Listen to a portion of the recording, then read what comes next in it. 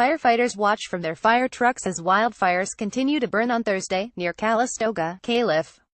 JC Hongap. The death toll from a series of blazes in Northern California has reached at least 31 people, making it the deadliest week for wildfires in the state's history. Officials are warning that more deaths are likely. "We're moving into a recovery phase," Sonoma County Sheriff Rob Giordano said.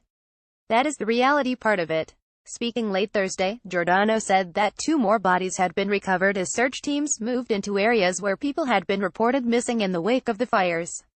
"We have found bodies almost completely intact, and we have found bodies that were nothing more than ash and bones," Giordano said. His office released the names of 10 of the dead, all age 57 or older, on Thursday. Among the dead was 75-year-old Carmen Berries, who died Monday in the Tubbs fire as she and her husband, Armando, tried to shelter in a swimming pool. The San Francisco Chronicle writes they held on through the long hours of the night, until the flames that had destroyed the house on the forested cul-de-sac finally began to recede, until the heat was no longer unbearable. And just before daybreak, just as the worst of the inferno had passed, Carmen Berry stopped breathing. She died in the arms of her husband of 55 years. Her husband, 76, suffered serious burns but survived. A helicopter flies through the smoky sky to drop a load of water on a wildfire on Thursday in Sonoma, Calif.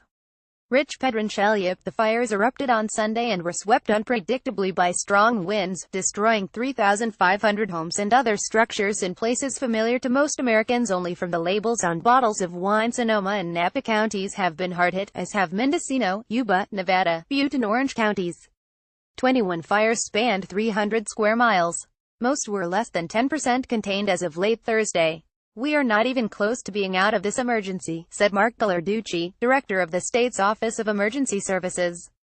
Firefighting crews, more than 8,000 strong, have been working for days with little rest on tough terrain with no real idea when it will end, NPR's Eric Westervelt reports on Morning Edition.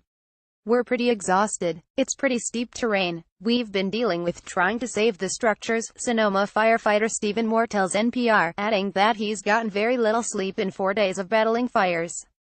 "The winds aren't helping," Moore says. "All we can do is get to the structures as fast as we possibly can and save what we can." Shirley Zane, one of the district supervisors for Sonoma County, says she flew over communities that looked like war zones. "They looked like somebody had bombed them. The air quality is very dangerous right now," she tells NPR. "It's thick with brown smoke.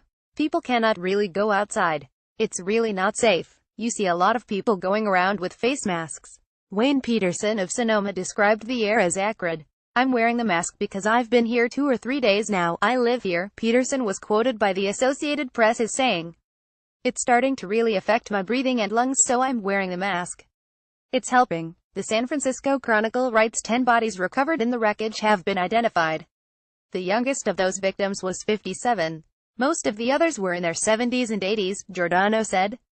The advanced ages of many of the deceased corroborated the suspicions of several survivors who described harrowing escapes without prior warnings and were skeptical that their elderly neighbors could have made it out. Giordano said it would be unrealistic to think there wouldn't be more victims. Of the 1,100 people reported missing in Sonoma County since Monday, nearly 400 are still unaccounted for, he said.